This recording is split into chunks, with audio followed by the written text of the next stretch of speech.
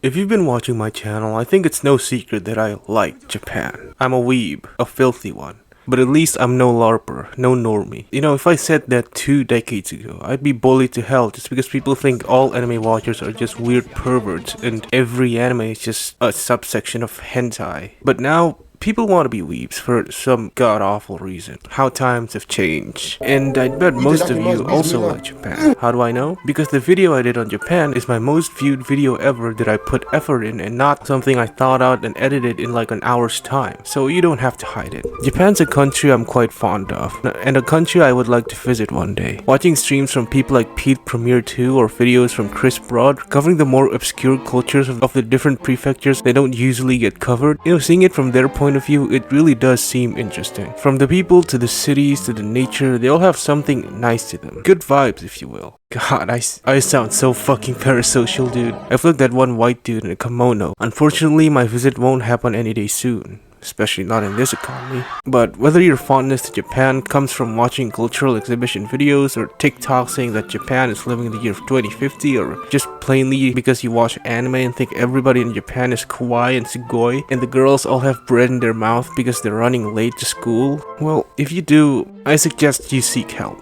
But if you've actually watched them, you most likely notice one piece of Japanese culture that's almost always present anywhere, at least when it's set in modern day. Whether it's anime or movie or even games like Yakuza or Persona, if that media is taking place in modern day, you've seen that there's an apparent abundance of vending machines there. And let me just say, they're everywhere. You can go to Google Maps right now and drop anywhere in Japan and you'll find like 10 vending machines within the first 2 minutes of you looking through Street View. They've almost become a sort of tourist attraction of their own, with some places having entire arrays of vending machines ranging from normal drinks to hot food to cigarettes to cigarette candies, or restaurants with no staff being entirely ran with vending machines with the food being served by no human preparing it for you and all machinery. The AR revolution is actually the vending machine revolution.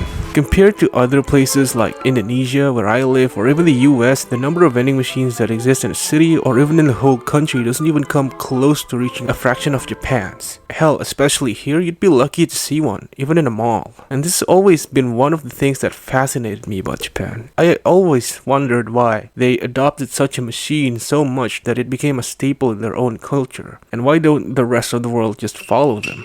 So in this video, we're gonna try to answer that and dig up the roots of Japan's vending machine addiction.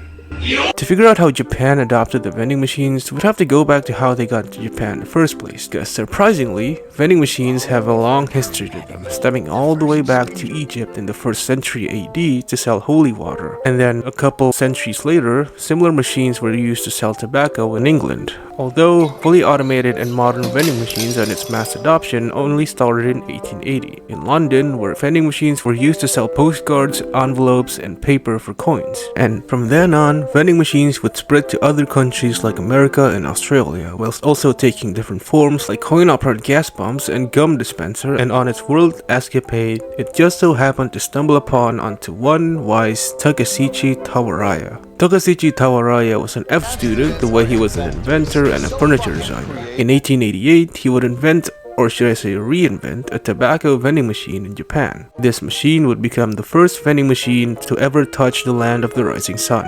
After which, he would go on to create more vending machines similar to its Europe counterparts, selling postcards and stamps in the early 1900s for coins. However, the explosive rise in mass adoption of vending machines in Japan wouldn't happen until around 60 years later in 1960, where 100 yen coins were starting to go in circulation and the machines evolved to selling beverages, and especially when a huge company from the West just entered into the country to start selling their products, and that company being Coca-Cola. After which, the number of vending machines in Japan would skyrocket up to 5 million units. That's about one vending machine to 23 people. And the thing they sell just got even more bizarre as time went on and more machines get installed. Nowadays, there are vending machines selling raw meat to mystery boxes you'd spend like 10 bucks for an item. It's a whole rabbit hole out. But why did Japan become so obsessed with it? Well, simply put, It's just very convenient. I've covered this in my original Japan video, and it's that Japan's work culture is very toxic and has been so for centuries. And an incident that I covered in that video is where a single 1-minute delay can be perceived as so catastrophic that it drove a train driver into panic, causing one of the deadliest train derailment incidents in the country. So, in a society that has such a zero tolerance view on things like that, having a vending machine where you can just stop by for less than a minute to get a drink and then go on with your day is almost a goldmine. And besides that, convenience in Japan is also a big part of the culture. It seems like the country is very adamant in making the day-to-day experience easier. Similar to vending machines, convenience stores are also a big part of Japan's modern culture, also portrayed mostly in anime, but like vending machines, they also have a lot of them. 56,000 locations spread throughout the country to be exact. They even built them in neighborhoods where you can be just a few paces away from whole Lawsons, on top of being open 24/7. Well, the reason vending machines are popular in Japan because of convenience, the reason why it's not popular outside of Japan is because other countries don't have a society like Japan. Well, if that sounds like just me baselessly glazing them, it's true. Crime rates in Japan are so low that people can put up shops without any employees in them in the middle of cities without worrying about things being stolen. Anywhere else in the world, and those things would only exist in the countryside. And especially for countries like the US, there isn't much foot traffic to justify them existing in every other end of the street, because the US for some reason are so obsessed with cars and making everything miserable for a fucking pedestrian. I fucking hate you, US, dude. Holy fuck. And even in Japan, recently there has been talks about how its own vending machine culture may be waning. Because of raising costs, a lot of the machines run by drink companies are being taken down, with around 300,000 of them being taken down between 2014 and 2024. It's honestly saddening to hear that, because I find the convenience of vending machines to be ingenious, especially if they're in something like a neighborhood. And with the culture and industry slowly fizzling out, I'm certain that most of the world probably won't see something like that, at least not to the level that Japan got. And honestly, them adopting such a machine to be placed in every corner of the country does prove that they were living in 2050. Forget about generating electricity with footsteps or whatever the new console is being made there. Vending machines are the one and only proof you need that Japan is living in 2050. This is the reason why they're so technologically advanced and ahead of everyone else in the game. That's because they are living in 2050. And that's why all the glaze was right. It was correct and justified. We're just too egoistic and cowardly as gaijins to follow in their footsteps and fill our streets with vending machines, thinking we're basically admitting defeat, but all we're doing is literally just falling behind and shooting our ankle with it.